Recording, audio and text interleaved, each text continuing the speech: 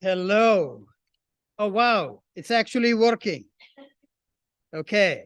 Thank you. Thank you. Delighted that you are here. This is our pre-convention time, and we are going straight into the conversation of what we are going to do.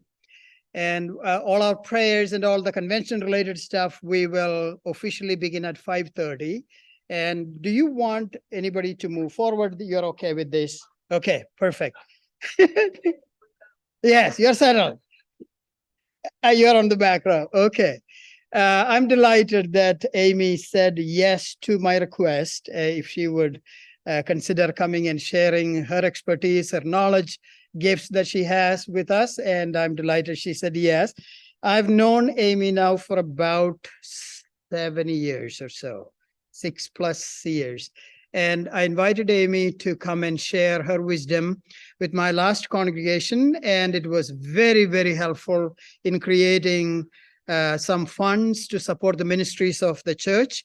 And when I asked, when she said yes, I was ecstatic. And I just want to give you a little info about Amy, and you had probably read that on the web or information that you got, but I'm still going to read it just to help us to be in the right mindset. Amy has spent her career working with nonprofits in the areas of fundraising, alumni relations, communications, and government affairs. Her breadth of experience include higher education, healthcare, arts, social services, and religious organization across the country. She is passionate about the role of philanthropy and volunteers in the nonprofit sector. Amy has directed capital campaigns from 8 million to 500 million, each having a significant impact on the organizations and the people they serve.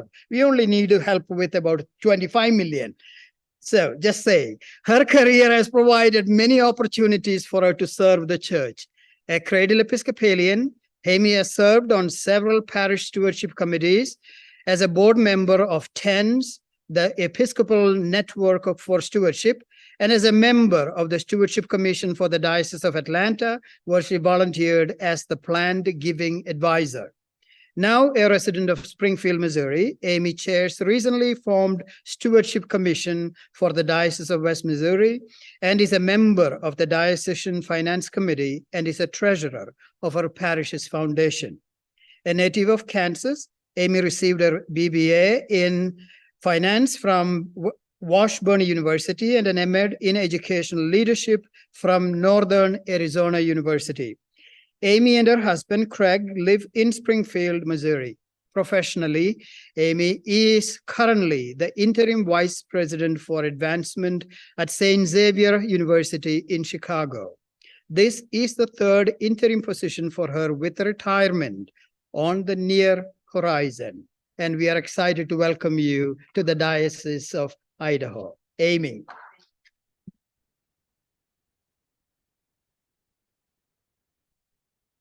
Thank you so much. It's such an honor to be here. This is a topic I am very passionate about and have spent my whole career in one way or another on it. So I'm excited to share with you and also to hear from you. Couple of things to start with. We are not taking a break. So if you need to get up and move around, please feel free to. The PowerPoint that you see, as well as my notes, will be available to everyone.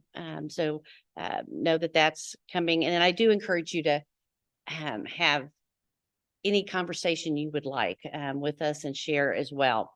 I am going to start with a prayer. It is a prayer that was written by my friend Carl Knirk, who was the Planned Giving Advisor for the Diocese of Olympia.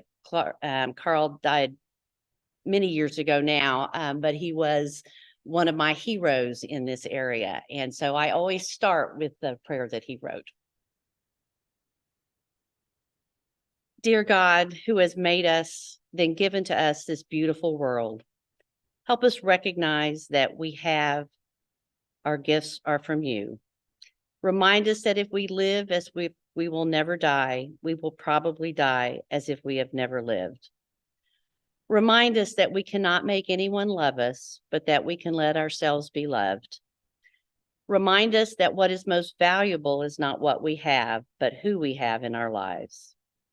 Remind us that a rich person is not the one who has the most, but the one who needs the least. We ask these things, dear God, in the name of your Son, Jesus Christ, who teaches us what real wealth is. Amen. Thank you. We're going to do a whole plethora of stewardship today. And Renee, if you want to go to the next slide, I'll give you kind of an outline. We're going to talk a little bit about financial stability and planning, annual giving, campaigns, planned giving, and endowments, year-round stewardship. And then I'll have some resources for you too. Next slide. I've served on one vestry, feeling guilty from hearing my father when I was younger saying, young people need to step up and serve on the vestry. It's my turn to stop. So I served on the vestry and learned a lot. I served on the finance committee and learned a lot. And then I've served on stewardship. And one of the things I've realized, at least in my limited experiences, is they don't all talk to each other. You know, stewardship gets together in June and says, just everybody, what do we need to raise? Somebody says, I don't know, what did we raise last year? Nobody ever says, have we talked to finance? Have we talked to the vestry? You know, what are we doing that's living into our mission? Are we reviewing our priorities? Are we planning how to implement and engage and care for our congregation and our ministries? And what kind of buckets do we have? We have our pledges, we have non-pledge income, sometimes special gifts, endowment income, and then we have our volunteer support, not forgetting time as well as treasure in our thoughts. And so if I had one thing for you to remember to start with, is that we need to talk to one another about it and plan based on what we want to accomplish as a congregation before we start the annual drive, and somewhere in between the budget process as well, and involve others in it. It really will make a difference. I'm going to go to the next one. We're going to talk about annual giving, which we are all, let's see, we're in November. So some of you maybe have had Commitment Sunday, and some of you are getting ready for it. And maybe you're doing it different ones. There's a lot of ways to approach this, and there's no one right way. There's some best practices we are going to talk about, but there's no one right way. And what I encourage you to do is not do the same thing for too many years in a row. Change it up. Do something different. Have a little different approach. Change out the leadership, and continue to let it grow with you. Next slide. So let's talk about a few of the best practices. First one is engaging leaders. We need to start with a team for our annual campaign. And we want to have as diverse a team as we can, because we want to be able to connect with everybody in the parish. So that's all kinds of diversity, including having people from some of your ministries on it. And yes, they're already busy, but have them engaged as well, because they are part of that outreach into the congregation as you begin to communicate. You want to also start communicating the budget by talking about mission and ministry. Have any of you done a narrative budget? Great. How did that work? Did people seem to respond better to it?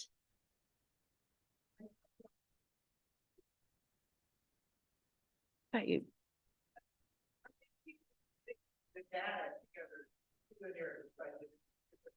Yes, it is. It is, because for those of you that aren't familiar with one, a narrative budget takes the overall budget and you divide it between the various components: ministry, mission, education, administrative, all of the areas, and take what percentage of each budget line goes to those different ones. I would tell you that I would encourage you, one to consider doing one, because I do think for a lot of our congregations, it is something that resonates better than just a budget. And part of what we're trying to do is get people to think beyond a budget in stewardship. Yes. Right. Yep. Yep. Yep. And then sometimes you still end up with just a piece that's admin, because that is important. But if you can allocate it all. And I would also say, don't worry too much about being exact. I mean, get close. You know, a few dollars off is not a big deal. You're trying to get a picture for them. Yes.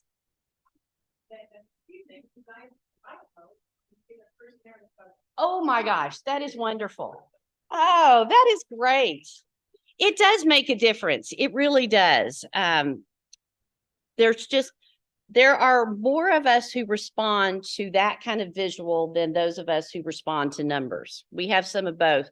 I co-chaired a stewardship committee at a church where I'm more visual and he was more numbers. And so we spent a lot of time going back and forth about what the message is. And the message to that message is that we need to do both, because we need to respond to everybody where they are.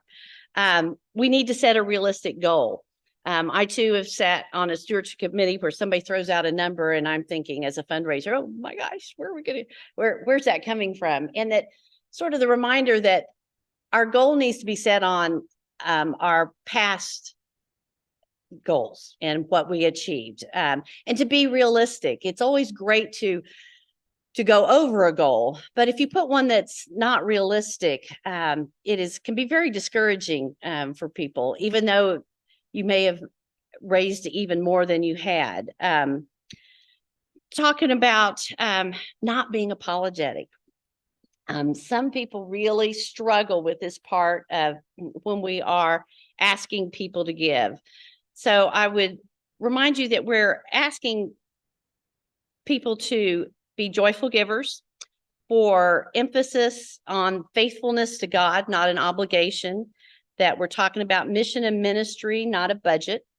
And that if we're committed to it, it's much easier to visit with someone about it. So we want to communicate different messages to people, sort of like the budget, but also when you have a committee that's as diverse as I've described, they can help write different messages that are going to resonate with different groups. One message is not going to do it. We have to remember that we need to reach people where they are on their giving journey. We're all in a different place. We all come from different backgrounds and experiences and families. And so we want to be realistic about those who are not currently giving, and that we want them to come along the journey, but they may not get where we are today, but to continue that conversation. You want to go to the next slide? Thanks. Oh, she's already ahead of me. So what motivates people to give? So what do you all think motivates people to give? What motivates you to give?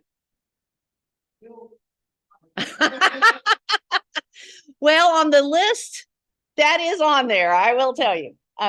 What else? Yes. Yes.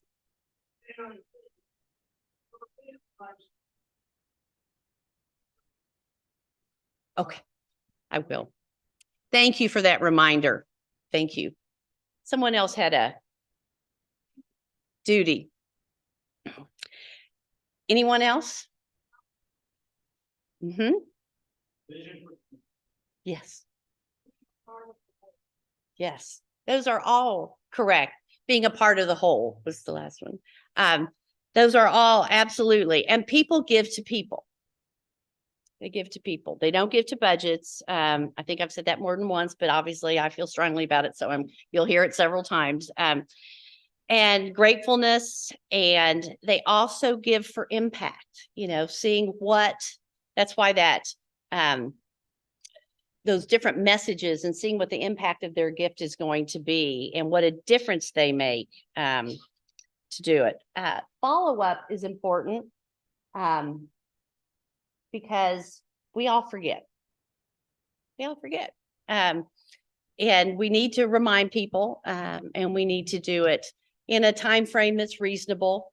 And with our fall stewardship campaigns, one thing to remember is that a lot of people make their giving decisions in December. So if you have your commitment Sunday on November 10th, you still want people to feel and that they're welcome to give, you know, at a little later date that works for them. And so you don't want to stretch it out too far, but you do want to be realistic about that as well. And we want to thank people. And we want to thank them often. And we want to thank them quickly. I don't know how your parishes handle thank yous, but I've been in parishes where you might get a thank you a few months later, in some where you get a call right away. The last stewardship committee I was on, we did thank you notes, just quick thank you notes as soon as they came in every week. Several of us on the committee volunteered. What other ways have you all thanked? And who thanks in your parish? Who signs the letters or the notes?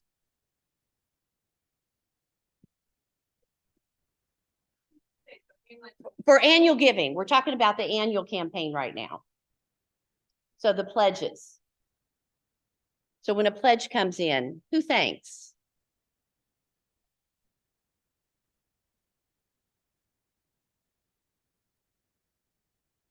Great. What else?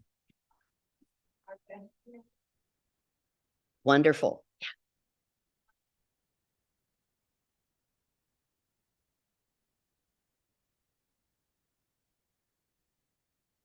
So giving a token of appreciation too. Yes, somebody had. Nice. Nice, dropping off cookies at people's home after a pledge came in.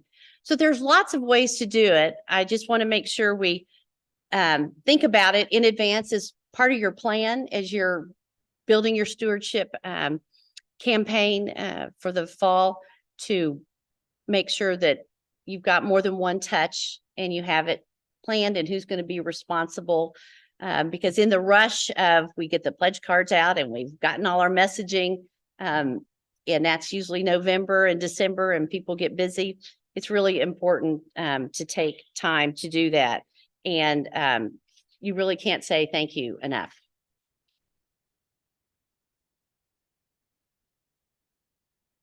Annual commitment programs. There are lots of different programs out there. So I picked 6 and have included them. 3 of them are older ones.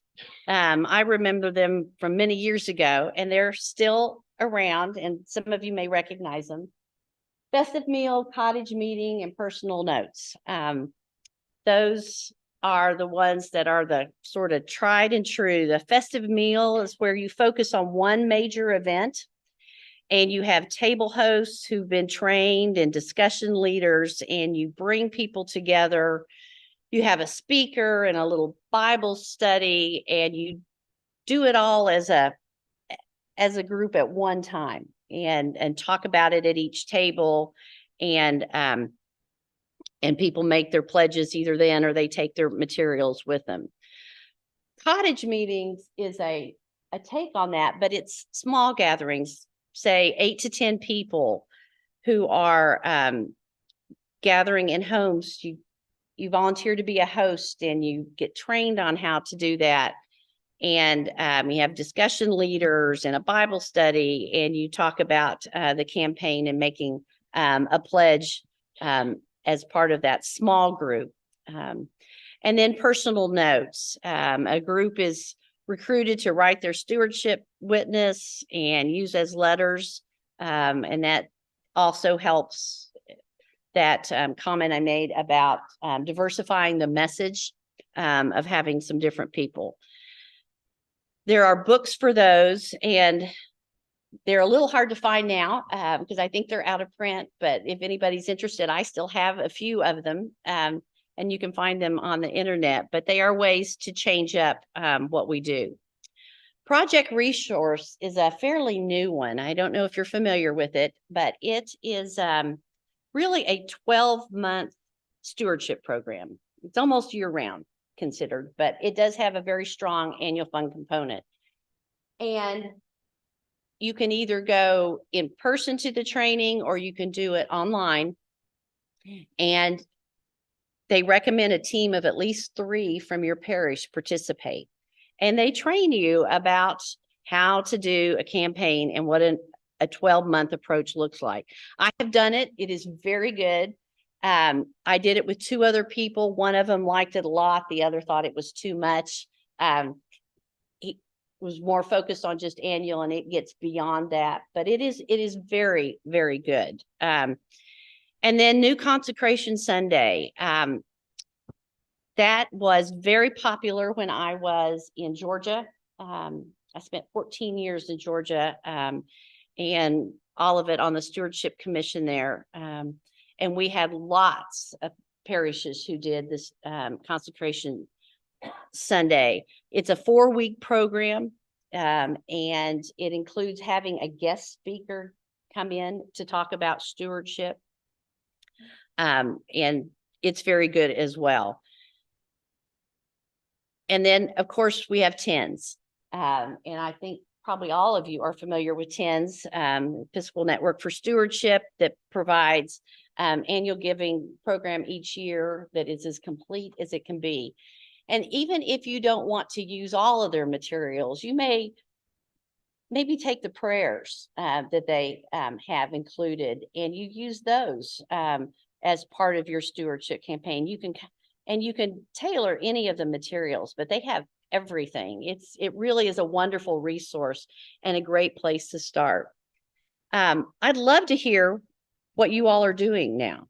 What kind of campaigns are you doing for annual? TENS?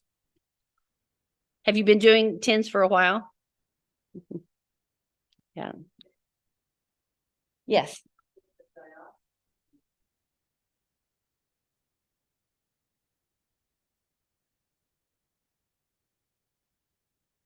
Yes. Yes, I'm glad the diocese is a member. I'm not surprised. And that makes it available to everybody. And it is really good. Anybody doing any homegrown? Doing your own?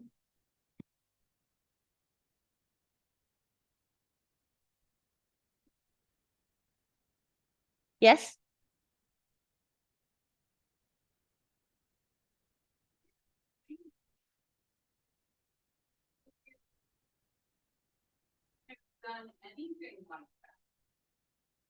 So what you're doing is working for you. Yeah, no, that's great. No, but that is part of this, is that you need to know your own congregation and what's going to work, and what they'll be accepting of or interested in. And there are a lot of variations. How do you? Sure. So the easiest way to start is to go to TENS and go to, passwords, Jeremiah 17:8.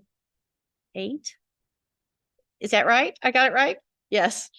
Yes, that's for this year. And just look at their campaign and go through. They have a letter, they have a timeline, they've got prayers, they've got messages, they've got suggestions, and gather a group from your parish and ask everyone to take a few minutes to look at it and have a conversation about what makes sense for you and what you might want to do, what feels good. I was in a parish, I was on the TENS board, so I have some knowledge of it. It took me 3 years to get them to do a TENS campaign, because it felt they wanted to do their own. They want to do their own, and which was fine. But they eventually did want to, which actually took a lot of pressure off of volunteers of coming up with all of it. I don't know if you all have been in this situation, but where we spent a long time trying to come up with a logo. And then by then we were scrambling to try to get all the written pieces done. So TENS also has the logos and everything to use. So that's where I would start. If I've not done it before and you wanted to introduce it, have everybody spend a little time looking at that and figuring out what might work for them. Yes.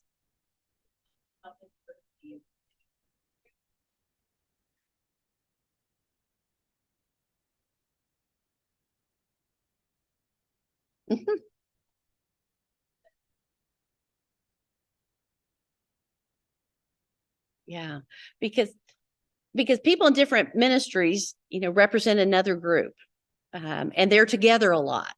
And so that helps spread the message as well, I think. And we have such strong volunteers in the Episcopal Church. Now you want to put the next one up? It's just going to be a picture. That's what the booklets look like for those 4 that you may not have seen before, or you may have seen years ago. And there may be one in a whole lot of paper somewhere in the church too. But those are also opportunities to do it differently. Let's talk about electronic giving. In 2021, there's a group called Giving USA that for the last, 30 or 40 years, tracks giving, philanthropic giving in the country, both by who gives and who gets. And in 2021, overall giving to religious organizations was 27%. And it is the highest, and it has been the highest for years. And it actually had a growth this time. I think it had a 3% growth over 2020. Electronic giving to religious organizations increased by 9.4%. That's pretty significant. And I have all this on my notes on the PowerPoint because I know it's a little confusing, but so of all the online giving, of all the giving to religion, 16.8% of it was online. So we do need to pay attention. It is the way it's going. Not everybody is fond of it. So, Renee, you want to go to the next one? But donors who give electronically, especially when they make recurring gifts like our pledges, they often give more than those using checks or cash. And that's because when we think about our giving on a recurring, we're thinking about what it looks like monthly, not in total. It's an opportunity to share in your bulletins, newsletters, and websites. I encourage you to take every opportunity to have it available for people, whether it's the link or the QR code. We go to the next one. And here's some of the advantages. Security, convenience. It's attractive to the younger generation. It's also attractive to boomers like me. It's good for the environment. It simplifies bookkeeping. A lot of these. It stabilizes the church's cash flow, and it increases the actual revenue received. Because once we put in electronic giving and it's going, just like everything else, that we do that way, it keeps going. It doesn't matter if we're on vacation or sick or whatever. It keeps moving, and so it's important. You want to go to the next slide? I listed a lot of the different vendors who do electronic giving and you see a lot in our churches. The costs vary significantly between them. Vanco up in the left-hand corner gives a discount for TENS members. So because the diocese is a TENS member, you do get a discount on it. When you're looking at these, look at the cost, but also look at what works for your bank and for your accounting software. and how that'll all go together. You want to make sure that it is as easy to use as possible. That, we talk a lot in the electronic world of how many clicks. And so you don't want to have many clicks to get there. What ones are you all using?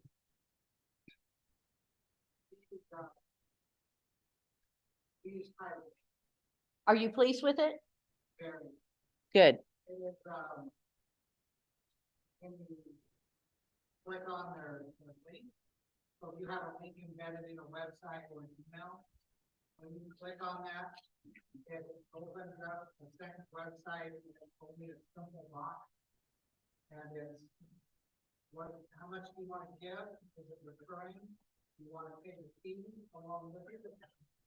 And you can select whether you want it to go to the general side or discretionary, or you can choose different areas. So if somebody wants to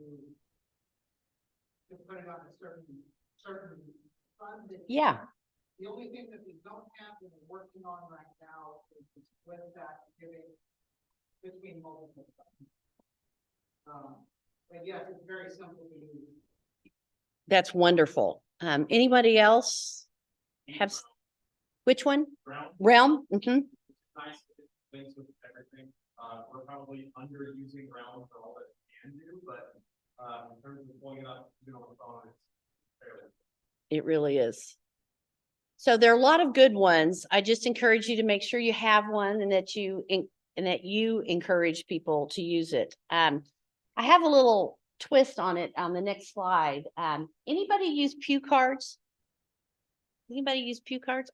We have somebody who uses Pew Cards. When we first started doing more electronic giving, these became popular because we had parishioners who missed putting something in the plate. They missed putting their envelope, their check, that was part of it.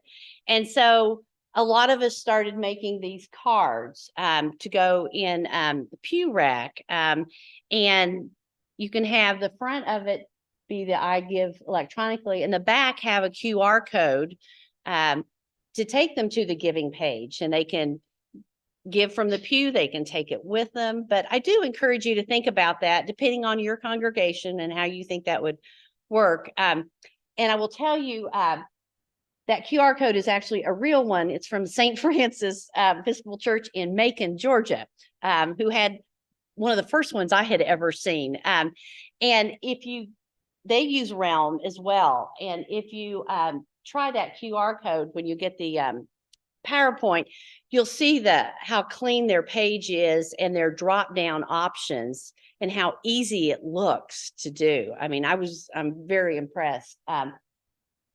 Their stewardship person is very involved at the diocesan level as well.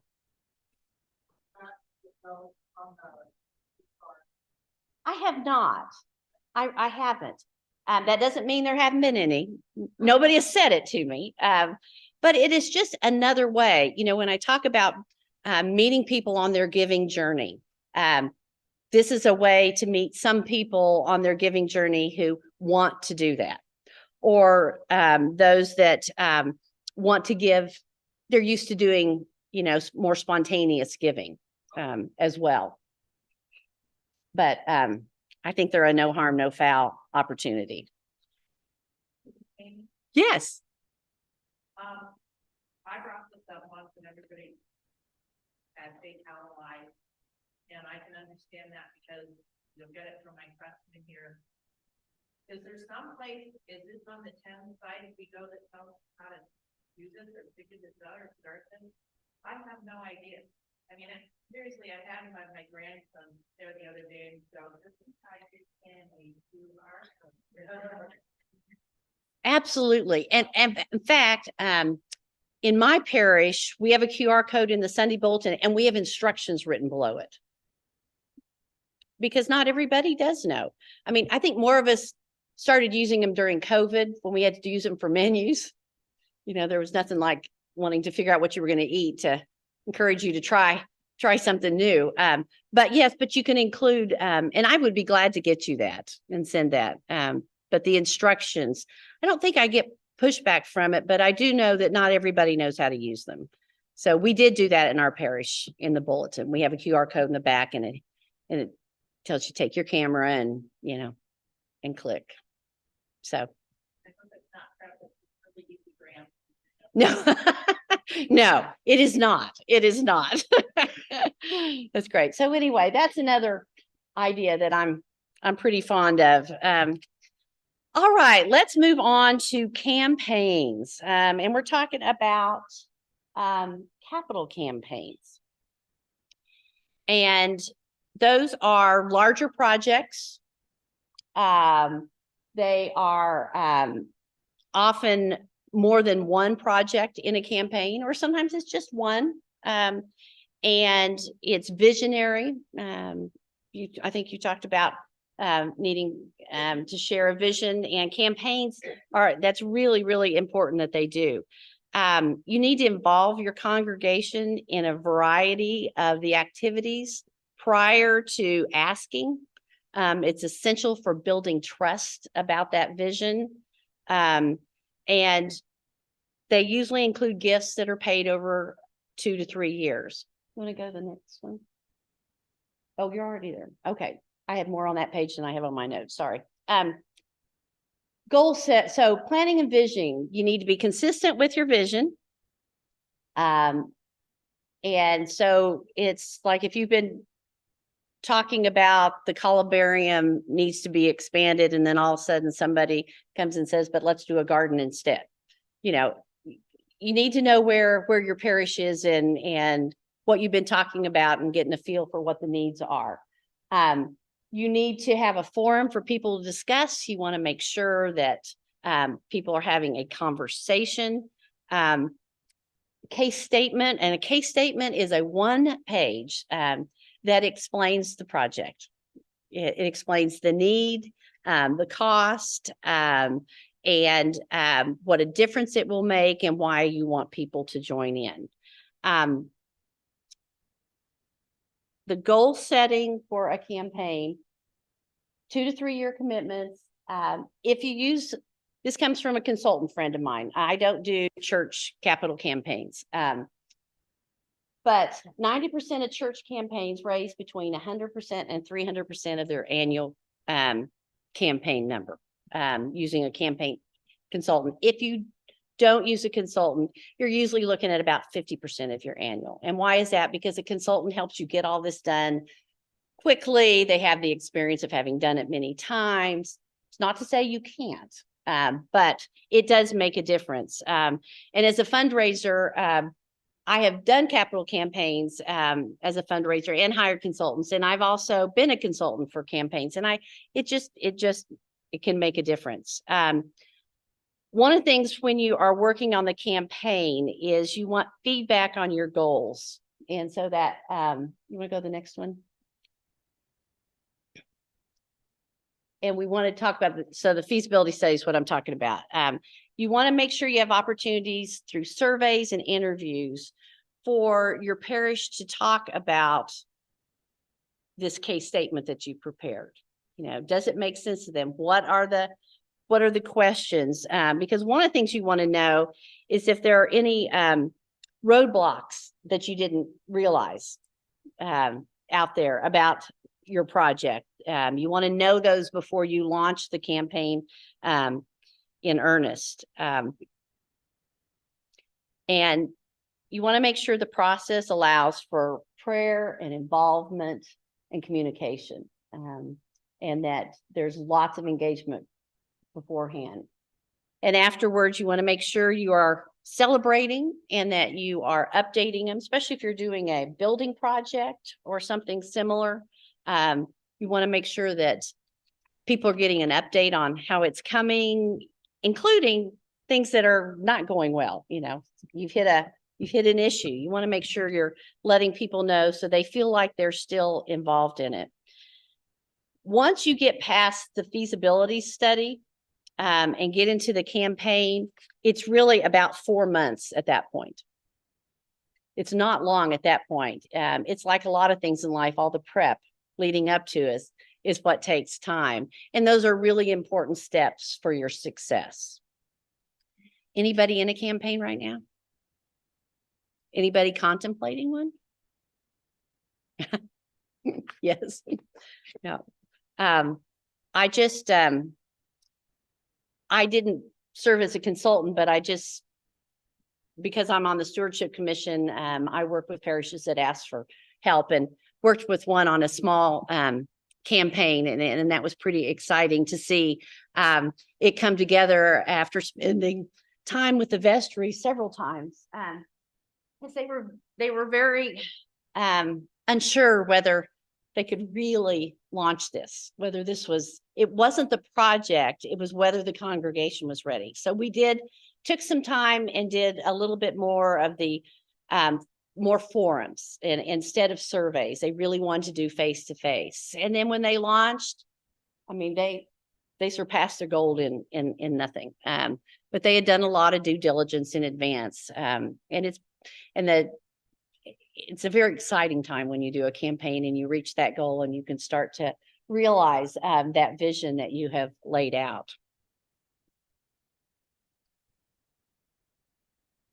Anything else about campaigns? Anybody have any question about them?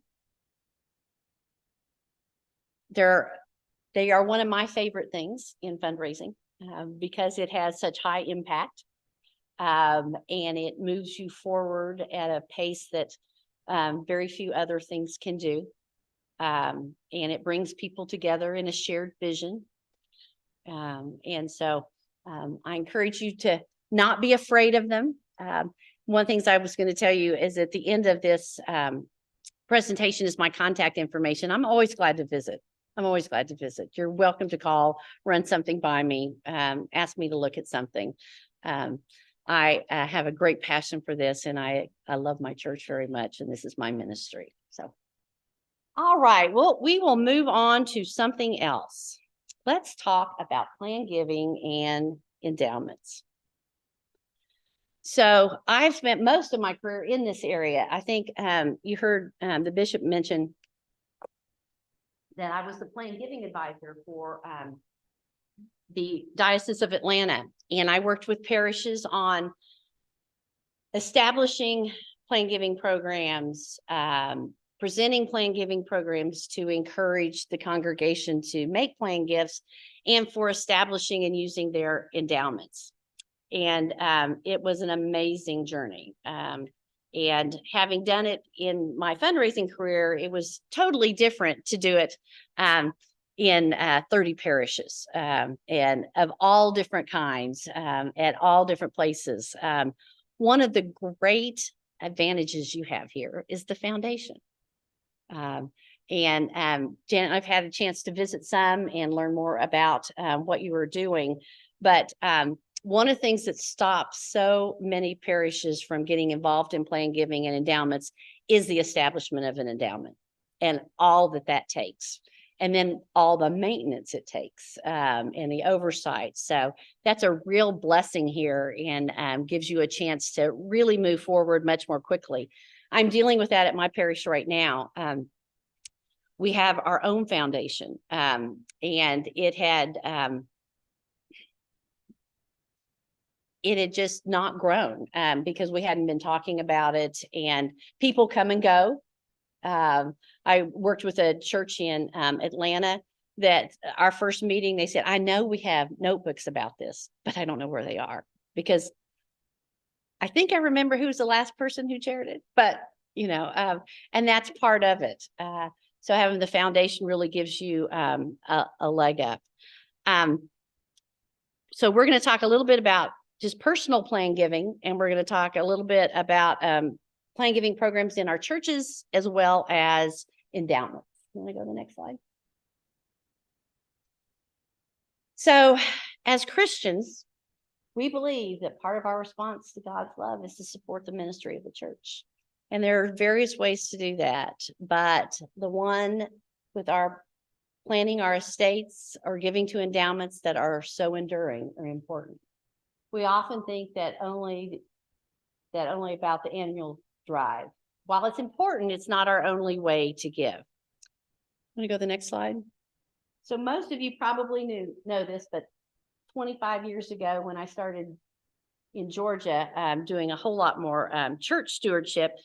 Very few people knew that this was in our prayer book. It's on page 445, and if you get to the end, and while they are in good health, arranging for the disposal of their temporal goods, not neglecting, if they are able to, leave bequests for religious and charitable issues. So we are being asked to do that. I'm going to tell you a story about a church in Phoenix that I belong to. Father Carl Carlozzi was our priest. And one Sunday, I was in my late 30s. My husband and I were there, and he had a one-page form for all of us. And he said, I really encourage you to think about what your estate plans are, what your plans for your funeral are, all of those things. And he had a one of those done on a typewriter and mimeographed off. And my late husband was an attorney, and he looked at it and sort of scoffed a little bit. And we took it home, and eventually we got it all filled out. And 3 years later, my husband was diagnosed with leukemia, and he died 10 weeks later. And I will tell you, that piece of paper was a peace of mind I could never put a price on. I was so grateful to Father Carl for telling us and for putting something in front of us. It made a huge difference. It meant that 10 weeks I spent with my husband, caring for him during his decline, knowing that everything else I needed to know was written down. That is a huge gift to your family. It's a huge gift. Janet, did you bring your brochure? The Episcopal Church Foundation has this awesome booklet that's a whole lot more than that one page I had.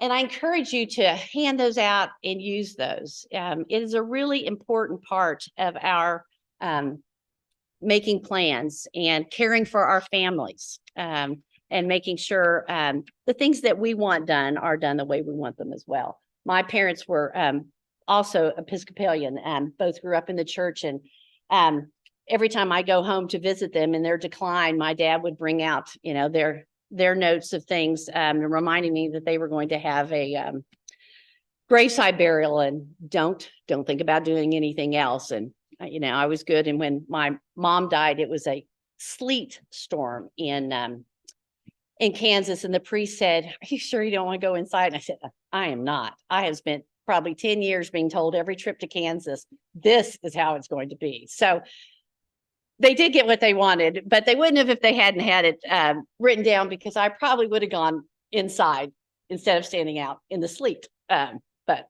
I'm glad we were able to do what they wanted, and I was glad I could. So planned gifts, put up here, through thoughtful prayer and planning, encompass every aspect of our lives. It's about our religious lives, our business lives, our community, our family, and our personal.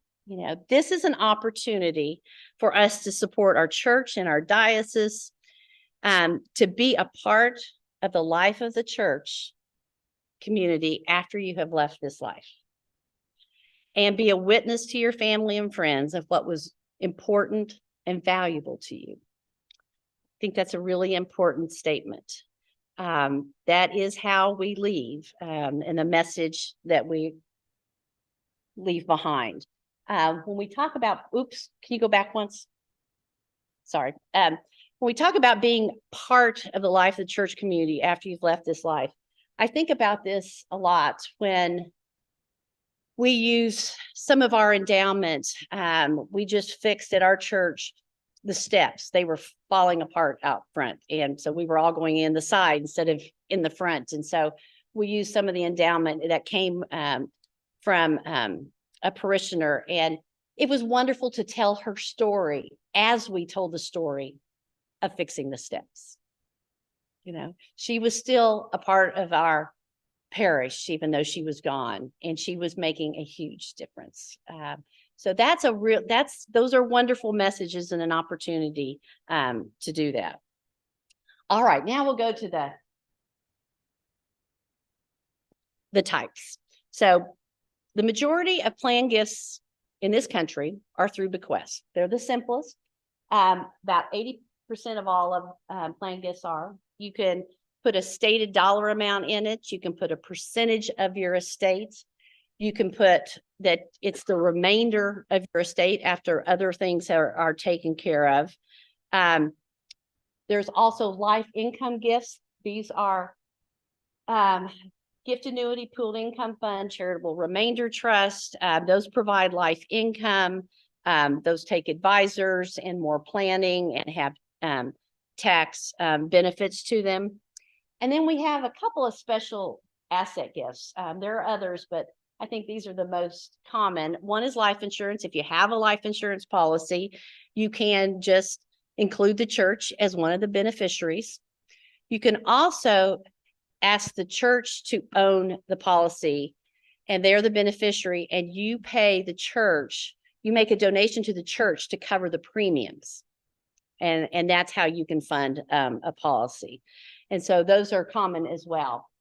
And then, gosh, it's only been, what, maybe 5 or 6 years that the qualified charitable distribution from the IRA became a standard for us. And so far, Congress hasn't made any other changes to it.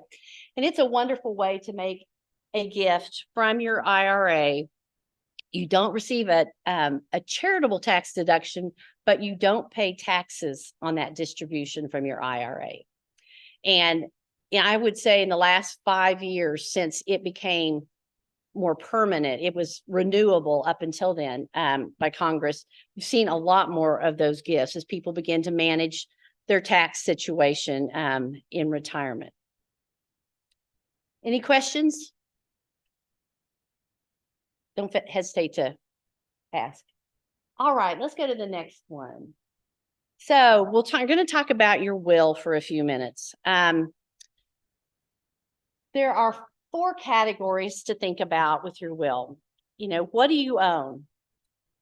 It's interesting if you use that booklet that Janet has. It has a place for you to start listing your assets and thinking about that distribution. So you want to have a good list of them and think about who gets what.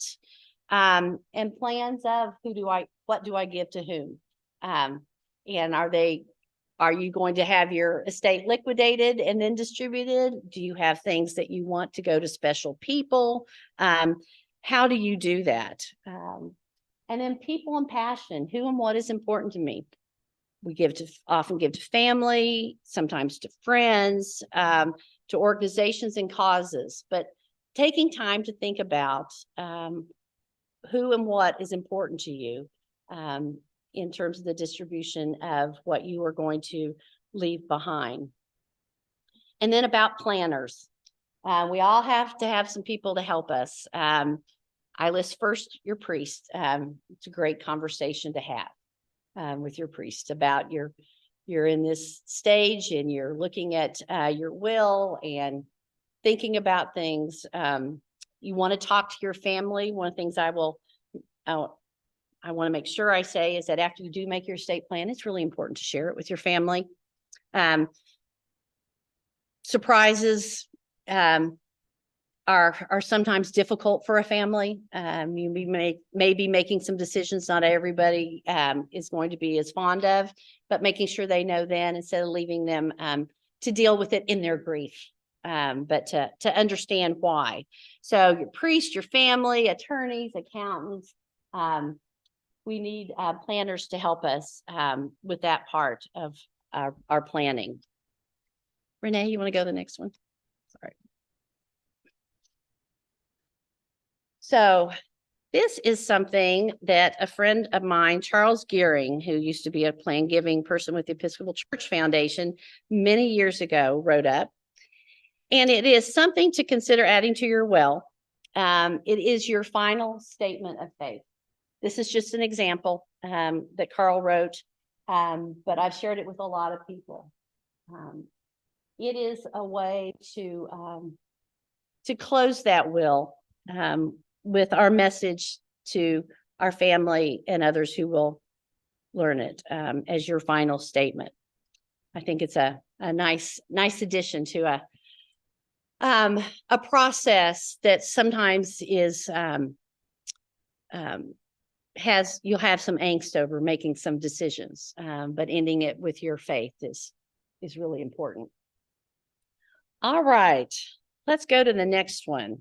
So now we're going to talk about plan giving and endowments, but how we're going to encourage them. I think we so often don't get around to talking about plan giving in the church because who wants to do it? Who's comfortable finding somebody who is, and it sounds overwhelming. But I gave you some stats earlier about giving and bequests, and the church is not receiving as many bequests as you would expect because we're not talking about it. And hospitals and higher education and others are. They are much more aggressive in that realm. And as such, they are seeing more bequests. I think we've all seen that in our parishes. So there are lots of easy ways to do it. And Janet actually has a couple of great brochures in that table, and she's got them with her. I asked her to bring examples. And they're easy to do. They're three fold brochures about your will. There's one about just plain giving. It does not have to be a lot. I will tell you, I'm going to skip down to the plain giving corner at the bottom. So although I do this for a living and as a volunteer, I am just getting a plain giving program started in my parish. It's taken a little while, and we had we got everybody to agree, and then we had a change in priests, so we decided to wait, and all those things that happen. But I started a plain giving corner. So between our sanctuary and where we come and go, there are several pieces of furniture. So I took over a chest that was there, and on it, what I have is a framed information about why giving's important, plan giving's important, and some of the ease of it, and I'm glad to share any of that with you that I wrote. And then I have the two brochures that we just talked about, one about wills and one about plan giving. And then I have two sets of cards in front of them. One of them is the names and contacts of 3 people in the parish, and I'm one of them that you can call if you want to talk about plan giving, some help. The other one is we made cards that just have the language for you to include the church in your will, so that you have that, so you could pick those up.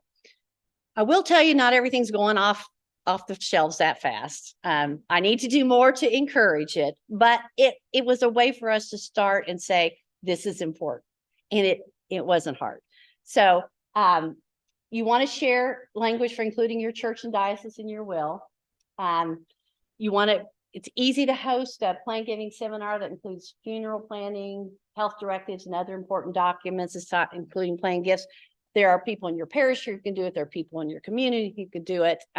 That's what I do for parishes, is come talk about both of those as well. So there are plenty. Janet can come talk about it. She is well equipped for doing that. And so it doesn't have to be a lot. So the next stage for me, now that I got my plan giving corner and we have a new priest, and so I can kind of keep moving, and the foundation is where we've gotten all our documents back together and have a Google Drive. So I've saved everything electronically instead of going through the basement and all the file cabinets in the basement and hunting things. Is I'm going to start using a message each month in our e-newsletter about plan giving. And some months it'll be about a type of gift. Some months it'll be about a bequest that we received. And that person just doesn't have to be a lot. It can be a few sentences, but it's keeping that message in front of us. Because as I said earlier about annual giving, we forget. And I know that making a will is something that's, not everybody's favorite thing to do, but I will tell you, it is really, really important. And it's pretty easy to do. And our parishes benefit so much from it. I look at one of the things I'm working on, I'm about to retire, so I'm about to get into this really hard. And I hope my parish is ready because I'm going to have some time now, and I've been thinking about it a lot. I want to start using our annual report as a narrative about our planned giving and our endowment and the impact and the people, and doing little snippets about people who have left gifts through the years that, that most of us in the parish now may not remember, but to keep that alive. I'm really excited about being able to honor people that way. Our endowments are so important to us because they provide a financial stability, long-term sustainability. They are additional resources when markets fluctuate, and they are support for special projects. They are a indicator of stability and long-term prognosis for organizations. It is for higher ed. In higher education, we get graded by a couple of organizations based on our endowment size. And that's our financial health. So they're just a wonderful gift that keeps giving. And I really encourage you thinking about ways to grow the endowment and how to use it in ways that can really impact your parish. Okay, we're going to talk about next year-round stewardship. And that's another one that people often will kind of groan about because it sounds difficult, and it's not. It is not.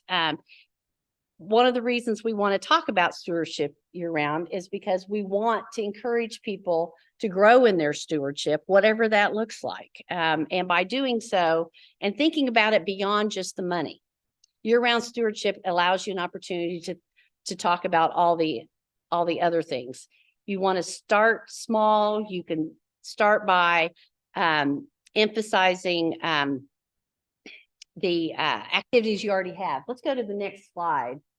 So I know a parish that uses this.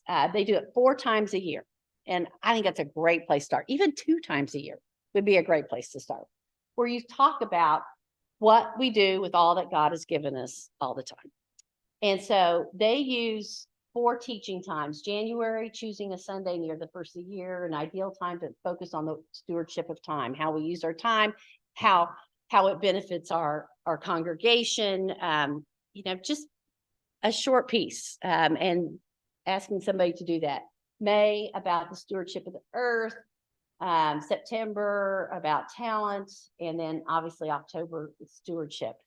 So there are different ways to do it. There's some great resources. I'm glad to provide any of them as well. The next one, if you want to go to the next one, the next slide, the Diocese of Olympia is one of those large dioceses that has incredible stewardship resources. So if you're ever looking for something, just go to their website and just search, because they have a little of everything. They're really pretty amazing. And they have a monthly stewardship plan that combines the seasons of the church with themes and activity. And I gave you the web address because it's a chart, and I couldn't figure out a good way to share it that wasn't going to just be overwhelming, because it's overwhelming to me. So, for example, they do it monthly, and they have January and Epiphany and Light. And then they talk about a focus ministry, outreach, gratitude, and an event. And how does that tie into light and stewardship? It is a fabulous worksheet that gives you all kinds of examples for all 12 months in each of those areas of focus ministry, outreach, gratitude, and event.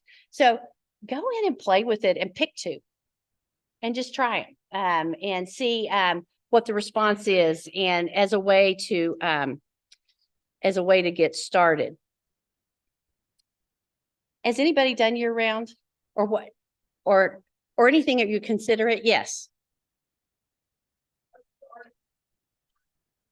So, letters and stewardship. Uh-huh. And my stewardship of something that started with F each month, and then the final one was the annual budget.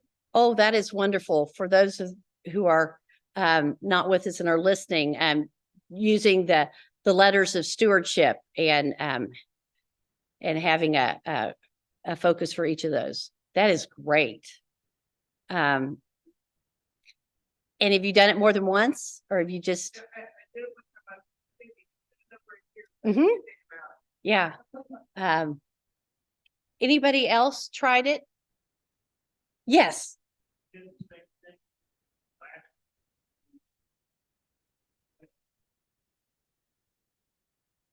Oh, that's great. I like that.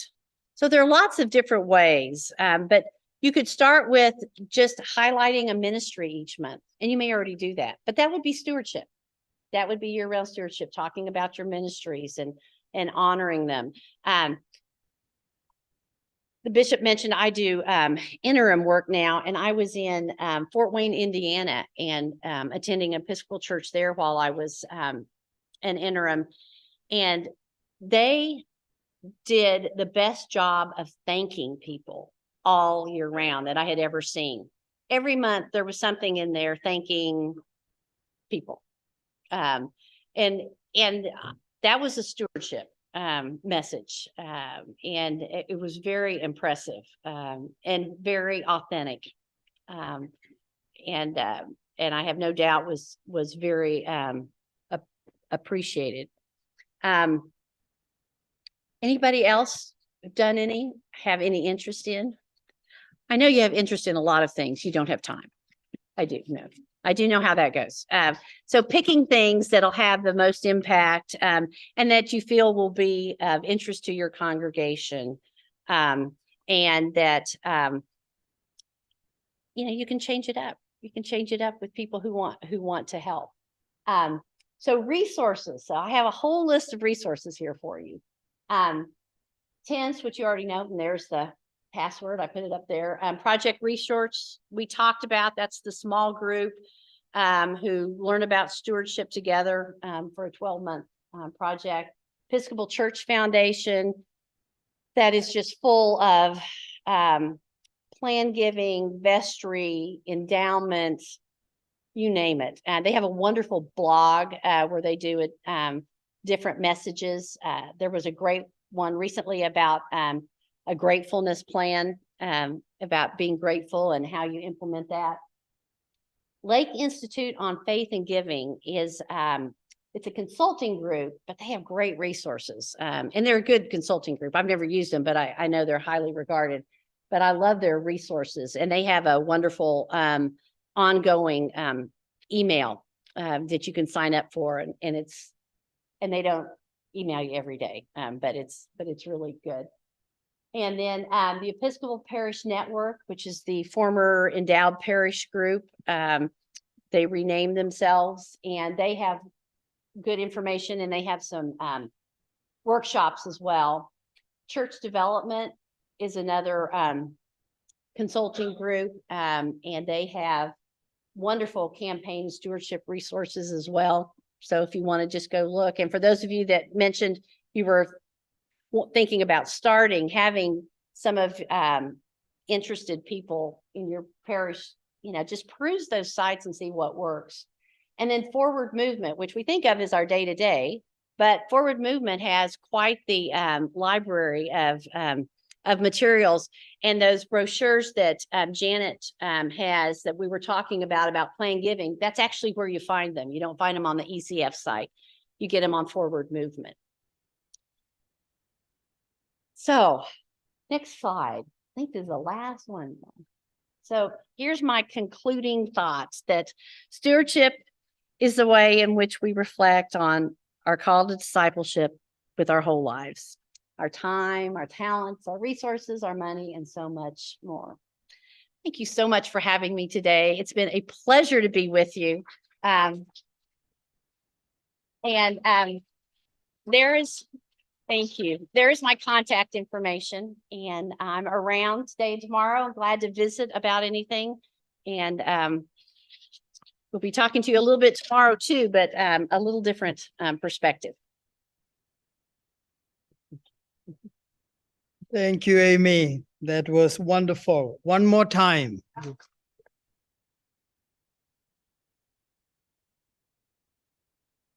Amy mentioned at the very beginning, if you are interested in these slides, she will give us a copy.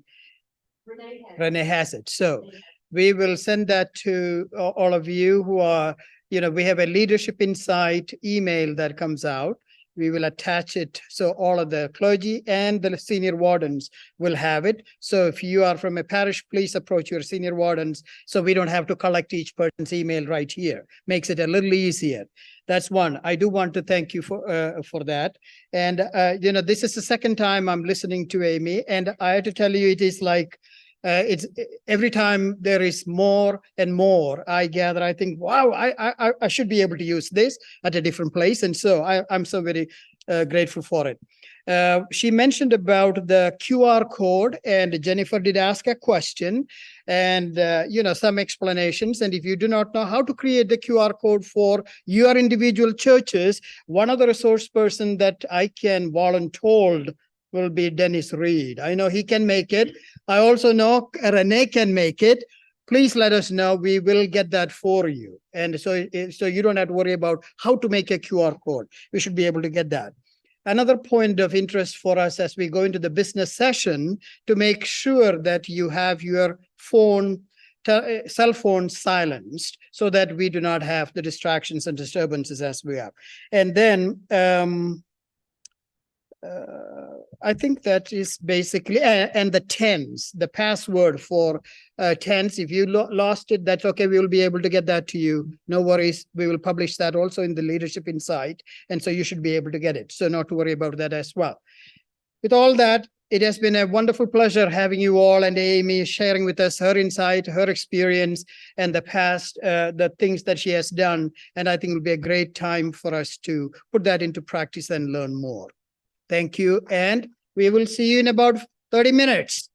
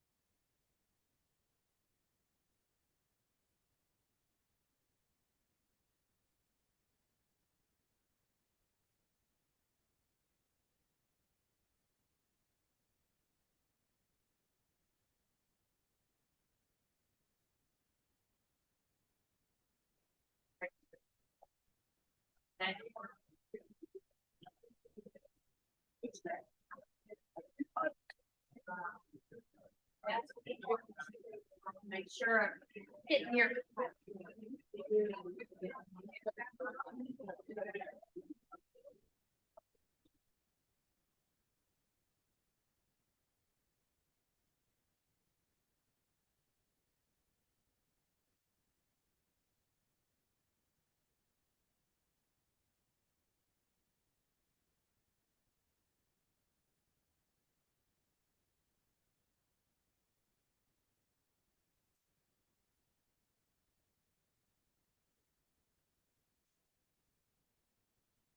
Oh,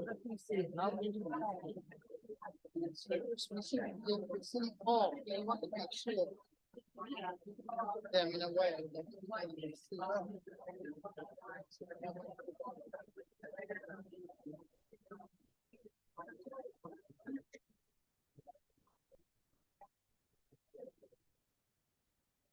Everybody see it now?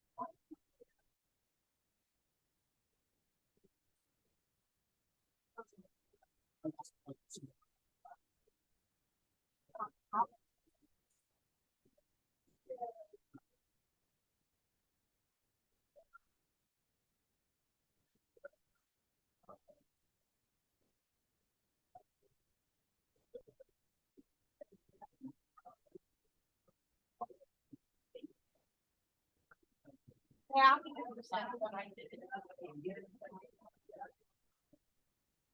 Should I move it? Like, Well, we need to see it, but should I put it there? Or is that too close to where they're gonna be? well. I think that's the cutoff line right there. So.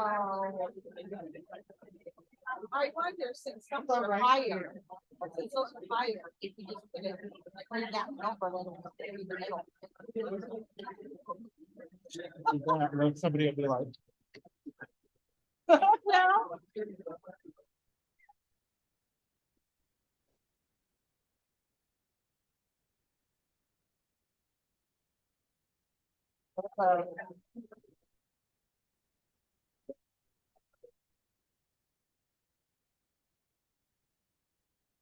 When they see the Paradise Point sign, Is that paradise?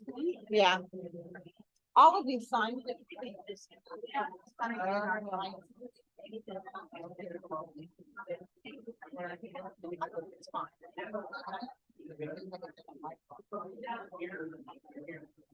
I used to sit in the same house. Where is it?